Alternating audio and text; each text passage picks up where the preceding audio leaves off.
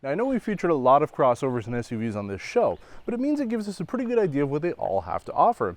Now, most have pretty much the same features in the compact crossover market, but there are some that have a few extras. Our spotlight today is on this 2018 Nissan Rogue SL, and it has the ProPILOT Assist feature, one of only two vehicles that Nissan currently has on the market with it. So we're going to be showing you everything about this car, what makes it stand out, and we're going to be taking that ProPILOT Assist semi-autonomous driving experience to the test.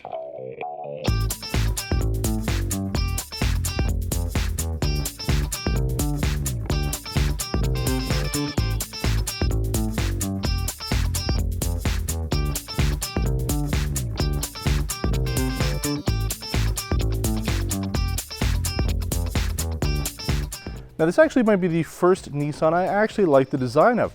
Yeah, the other ones have been kind of bland over the last couple of years, and they do have a similar design language throughout them, like most of the other manufacturers right now, but I think that this has a pretty good proportion, pretty good size, and it is a pretty good looking crossover SUV. Up front, you have projector LED headlights with regular halogen fog lights at the bottom.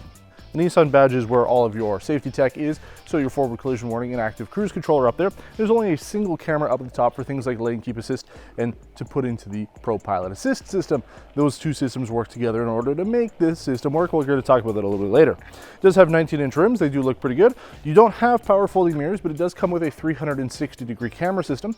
I do find that the resolution is a little low, and the four cameras don't quite line up the same way that we have seen on other models, but it is important to note that very few vehicles in this segment have a 360-degree camera system. And pretty much at the back, nothing is too over the top. You just have a power liftgate, and it does come with a privacy shield there, so you want to cover up the things that you have in your trunk. It's not a problem. I do find space-wise, this is a little tighter than some of the other compact crossover SUVs in the segment. First off, the door cards here feel a little bit tight, and same with the pillar here along the center console. It just feels a little tighter. It's not uncomfortable. The seats do give pretty good support throughout, but I do find some of the button placement also is just a little weird where the driver memory settings here, it looks like they forgot where to put them and threw them in after the fact. They are very tight to the dashboard here and makes it a little difficult to get to, and maybe that was a design choice so people aren't playing with them when they shouldn't be. Now, people who like to see a fully loaded car with all the buttons filled up are going to be quite happy with this. All the buttons along basically my left leg here, where you've got your Eco Sport and all of those features, there's not a single button there that isn't filled in. Now, there is one on the steering wheel, so you don't quite win, but for the most part, you do have everything there. Heated steering wheel, you do have a all-wheel drive lock, which is something we don't really find in this segment, so that's a good thing for people who really want to have full all-wheel drive all the time. Now, the last thing we're going to talk about here is the navigation system. I didn't think it was possible to have a worse system than the Volkswagen Passat was that we featured a little while ago, but it's pretty damn close. The one feature is you do have a home screen. It is very small though. It's very kind of difficult to see the map as well as the songs that are playing, but you do have it. It is pretty dated as far as I'm concerned. It is a little slow to navigate around. I can't quite get into all the menus the way that I would like to. And when you do try to zoom in, it always moves the cursor. So if you're just trying to zoom in to see where you are on the map, it doesn't quite work that well. So this really should be updated. I think that a better navigation system here would work a heck of a lot better. And the other thing that we have an issue with too is when we're driving in our neighborhood here, it always tells us that all the roads are unpaved. And every time we change onto a new road, it pops up quite loudly that the road is unpaved. Caution, unpaved road. Yeah. Now, there aren't really a lot of features back here for anybody sitting here. I think that the space is pretty decent if you are an adult. You have okay headroom. My head does kind of reach the top here. I think the panoramic sunroof certainly is a feature that we don't see in this segment that can help to make the experience back here a little bit brighter at least, but you don't have things like heated seats, which we tend to find in this segment. Now, my biggest gripe with the back seat here are the seats. They do slide forward and back, so if you need a little bit more room or a little bit less room, you can move it forward or back. But if you want to use an armrest, unlike literally every other car in the segment, that you just fold down the center here, it's part of the 40-20-40 split. So you have to essentially pull this strap here, pull down the armrest. That is at a good position, but the problem is now your trunk is open. So if you have kids and they're sitting back here and they want to use an armrest and you've got things in the trunk, they could slide into the front here. It's quite stupid. Things could fall into the front. And everybody I've talked to who's seen this has thought that that was a really dumb idea. So I think that they could spend a little bit of time investing in a system that allows you to fold out an armrest on its own that doesn't require you to open up the trunk for your kids. Because I have to say, if you have something back there and it flies up because there is nothing there protecting it, that's a big problem. Just like with a lot of the other cars that we feature on Test Drive, we end up having the GTA effect, where we get into a vehicle and all of a sudden we start seeing the same ones all over the place. So we have noticed quite a few Rogues on the market, especially these newer ones. So people do certainly buy them out here. They seem to be a popular option despite having a smaller, still 2.5 liter engine like most of the others in this segment, but it is only 170 horsepower. And I don't really feel it too much. We've had it in eco mode. It's been pretty good. You could put it into sport mode, which we'll do right now. And if we go from a dig, we're going.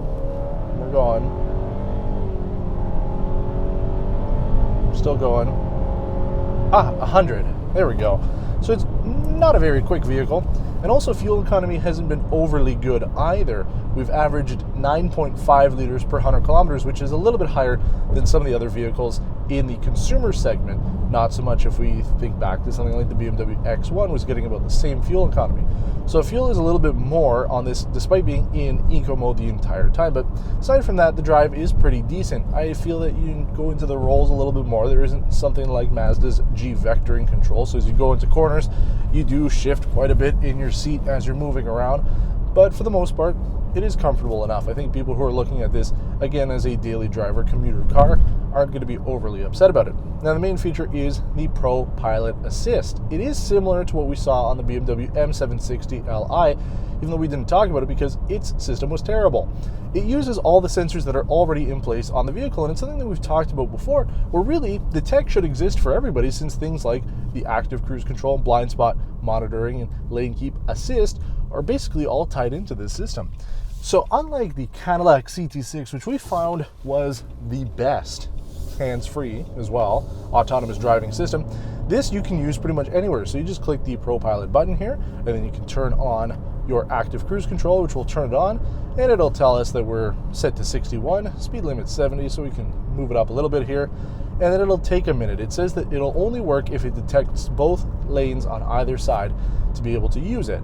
And I've used it. It works. Even in some of the residential side street kind of things, highways around in the area, it does work. Am I a fan of it? Not so much. It'll do a pretty straight line pretty well, but going around corners, there was one, it wasn't even a very tight one, but we were going around a corner and it really didn't figure out what it was supposed to do, and I had to correct it pretty quickly. But that's one of the reasons why it keeps your hands on the wheel, and it doesn't use tracking eye sensors like the Cadillac CT6 did. It's basically looking for feedback. It wants to make sure that your hands are tugging a little bit at the steering wheel. And I found if you're just holding it normally like I am right now, because it is currently engaged, if you're leaving your hands a little too loose, it'll tell you. It'll say, warning, your hands aren't on the wheel. It takes about 10 seconds. So I'm going to leave my hands off here. We're actually just going to change the speed down to the speed limit, but my hands are off the wheel, and about now it should be telling me that we should not be doing this. And there we go. See, it's turned itself off because my hands weren't on the wheel. So it's looking for feedback from the sensors and the motor to see if there's any resistance being pulled on it. So that's really the way that it works. It doesn't use any other additional features, which is, again, the reason why I say that this technology really should be available on any cars that have things like active cruise control, lane keep assist, and forward collision warning. All those features are built into this type of system here, so there's no real difference aside from the fact that, again, you have to keep your hands on the wheel. It's not a fully autonomous system, that's for sure. It's not a hands-free system, that's for sure. I guess, if you have it enabled and you gotta stretch for a second or so, you're good, but that's really it. And is it really something that you need to use? I don't know. I mean, the commercials that Nissan's been putting out for the last year now kind of show people who are afraid of driving in construction zones and around big trucks are using it, but I have to say that it's not as good as you doing it yourself. It'll be correcting, it'll be moving little bit. It's not quite perfect yet. The Cadillac system was really the best, where it kept you in the middle of the lane, whereas this is more correcting it as you're going along. So are people going to be using it? I don't know. I mean, I'm not a huge fan of it, to be honest, but it does work. And unlike the BMW, it works a lot better. Yeah, so I wasn't a big fan of BMW's semi-autonomous driving system either, and to be honest, the ProPILOT Assist here isn't a feature I'd use. It's an interesting piece of software that might be useful to some number of drivers out there, but it feels like this is a beta version and more time needs to be spent testing it, which is where the consumer comes into play. Either way, we need to go over our likes and dislikes for this Rogue. We do like the exterior design, sharing some of the elements from other Nissan models, but giving it a unique look in this segment. Price is also pretty competitive, giving a lot of the same features found in other crossovers, with the ProPILOT as a unique offering. The panoramic sunroof is also a nice surprise, and while the 360-degree camera system is far from perfect, the fact they offer it should be noted as a plus. As for dislikes though, the interior is mostly plastic with a random strip of leather across the passenger side of the dashboard. We also feel that the rear seats are pretty lacking, with most other manufacturers offering heated outboard seats at this price point. Another hit to the rear passengers is the armrest, which opens into the trunk, which feels like a huge oversight despite the flexibility the movable seats do offer. And not to keep piling on, but the infotainment system really lacked a lot of modern features. We found that it was really dated and felt a lot like the Volkswagen Passat that we featured earlier, so an update to that would be greatly appreciated. The Rogue is definitely a popular model here in Canada. As mentioned, we see a lot of them on the road, especially this current generation, which launched as a 2014 model year from North America. Thanks for watching this episode of Test Drive Spotlight on the 2018 Nissan Rogue SL Platinum all-wheel drive with ProPILOT Assist. Your support helps make this show possible, so if you liked the video, click that thumbs up below. If you hated it, please tell us why in the comments, and subscribe to our channel for more weekly episodes of Test Drive. Until next time, take care.